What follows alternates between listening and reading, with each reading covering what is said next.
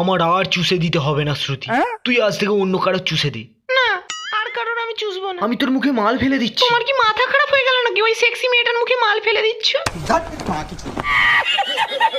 ছোটবেলায় স্বপ্নে কতবার তোকে ওয়োতে নিয়ে গেছি, তোর ওখানে বগলে চুল হয়েছিল বলে সব থেকে খুশি হয়েছিলাম আমি। তাহলে আমায় চুষতে দিচ্ছ না কেন বিনুদা? তুমি কি চাও না ব্লো জব নিতে? তুই যদি আমার মাল হতিস তাহলে আমি বলতাম দু হাতে ধরে আমারটা ভালো করে চুষে দে, কিন্তু তুই তো সলমন খানের মাল।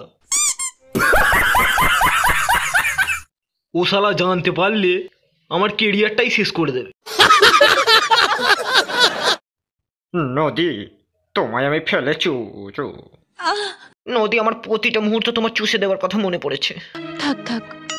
হঠাৎ তোমার এত উত্তেজনায় কথা বলার সাহস কি দেখে পেলে?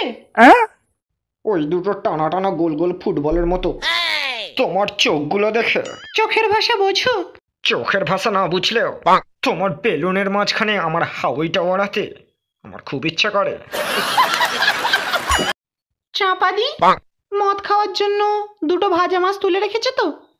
না, আমরা ভুলে গেছি, মাছ ভাজা দিয়ে মাল খেলে কি আর নেশা হয়?